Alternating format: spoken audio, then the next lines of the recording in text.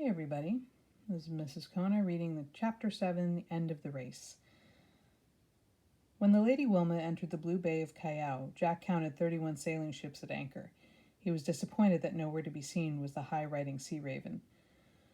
"She's loaded up with coal and fresh water," snapped Captain Swain. "Loaded up and skedaddled."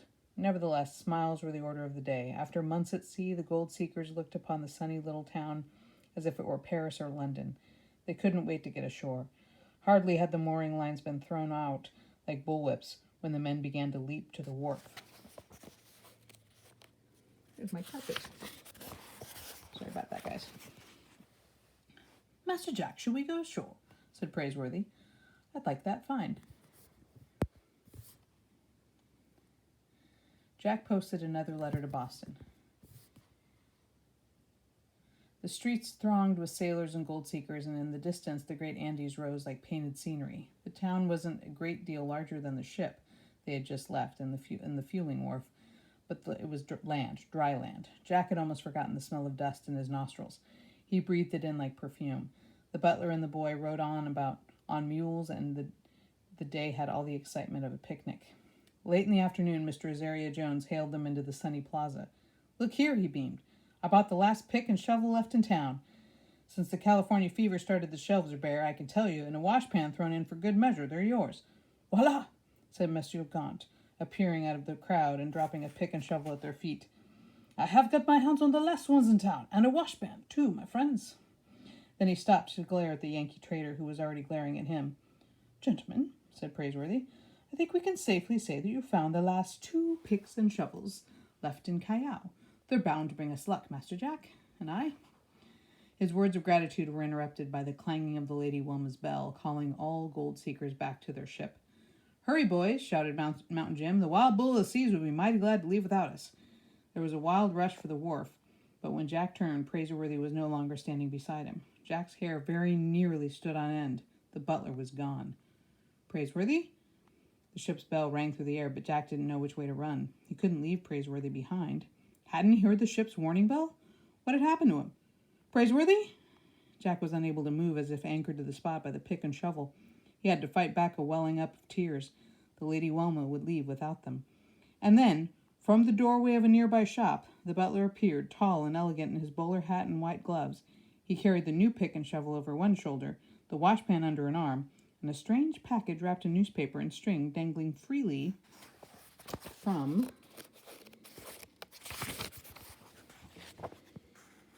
his hand.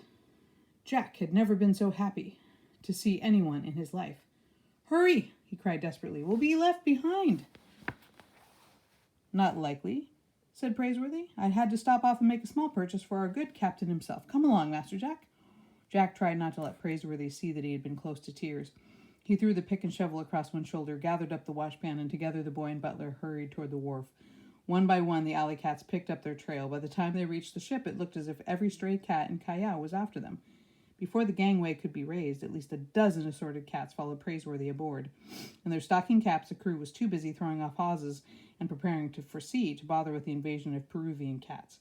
Jack dropped the heavy pick and shovel with a clang to the deck and looked at Praiseworthy's package. "A dead rat?" he asked. "Hardly," replied the butler. "Cheese? Oh, not likely." "Fresh kidney?" "Exactly," said Praiseworthy, raising the package out of the reach of the cats. "Captain Swain is extraordinarily fond of his kidney pie. I promised to teach the cook an old recipe my great-great-grandfather used to prepare for the Duke of Chisley." But at the moment, Captain Swain was in no temper for kidney pie. The ship had taken on fresh water, but not an ounce of coal. "Blast the Sea Raven," he was bellowing. "She's filled her bunkers and piled her decks with coal. Hills of it, mountains of it, taken every lump he had in Callao. She's made sure there wasn't a cinder left for us."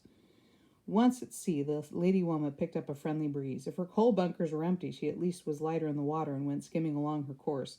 The Peruvian cats learned to bound out of sight every time a husky-throated boatswain came along, threatening to toss them overboard. In an unguarded moment, a snap of the wind carried off Praiseworthy's bowler hat.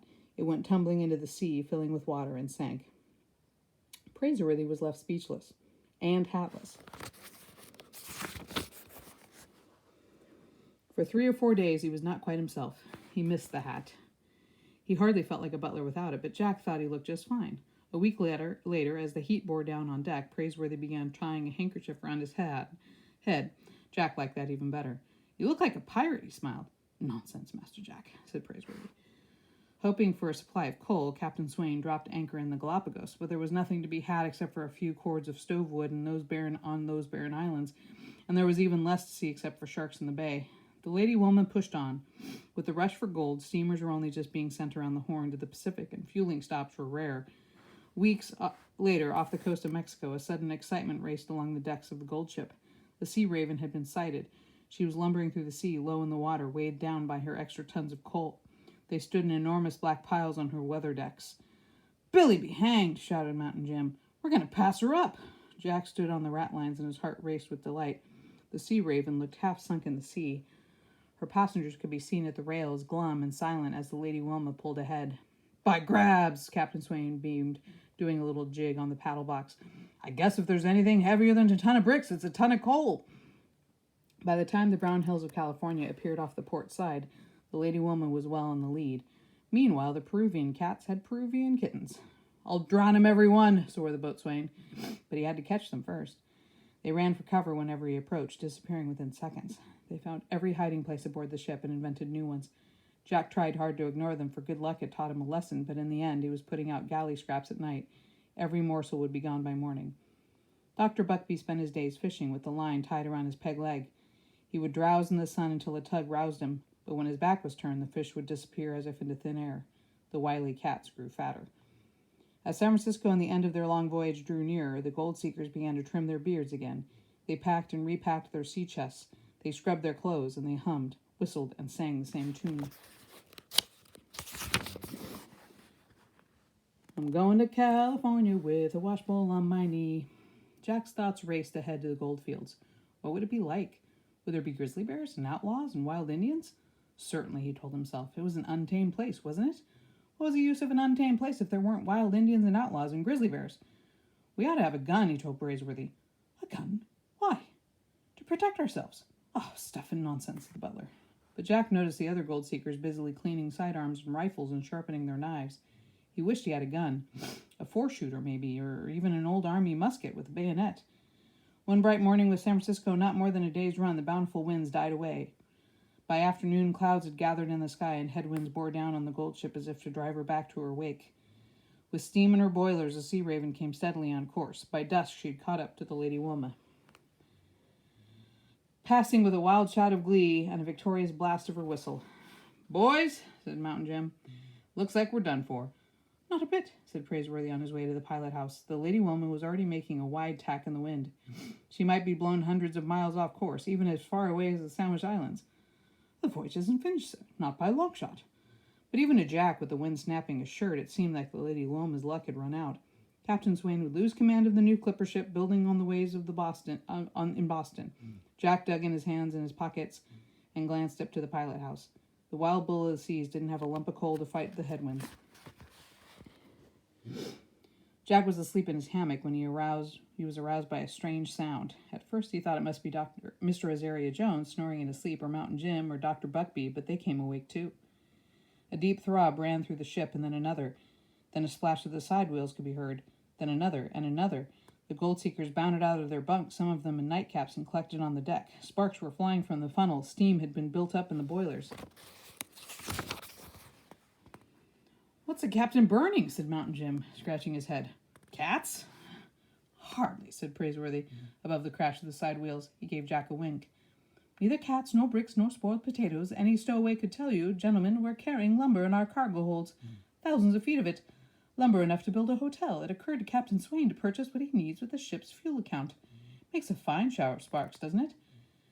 But the race was not yet won. Jack could sleep no more that night. He pulled out an old pea jacket and the frog-voiced boatswain had handed down to him, and stood with Praiseworthy at the rail. This would be their last night aboard ship, after all. The paddle wheels twirled faster and faster, and the bowsprit came on and around on course like a compass needle. "It was you, wasn't it?" Jack grinned. "Me, Master Jack? You told the captain about the lumber." "Oh, he knew it was there, but with all of his storming about the bricks in the hold, he hadn't stopped to give the lumber a thought. I merely reminded him, you might say." In the dark morning, the Lady Wilma had managed to gain on the Sea Raven. The gold ships thrashed bowsprit to bowsprit, and the red glow of their smokestacks lit up the surrounding sea. "More lumber!" shouted Captain Swain into his voice tube. "I want every ounce of steam the boiler will hold, and then some." The Sea Raven, too, was making a final sprint. By noon, the Golden Gate stood ahead of them, but the extra burden of their mountains of deck coal was too much for the Sea Raven. Beat by beat of her side wheels, the Lady Wilmus pulled slowly ahead. Wood sparks showered from her funnel. She entered the sparkling narrows of the Golden Gate and finally came out into San Francisco Bay. The city stretched out across the sand dunes like something that had sprung up the night before. There seemed to be more ships in the harbor than houses on the shore. "Let's go the anchor! Let go the anchor!" Excuse me, Captain Swain shouted from the pilot house window. A moment later, the anchor chain went rattling into the bay, and the hats went flying in the air, beaver hats and straw hats, and even a cat or two. Praiseworthy and Jack gathered up their picks and shovels and washpans and carpet bags and peered at the golden hills of San Francisco. The houses looked like packing boxes with roofs and tents of every description were pitched along the dunes. "Gentlemen," said Praiseworthy, tugging on his white gloves, "I believe we've won the race." After a 15,000-mile voyage and 5 months at sea, the gold seekers had arrived.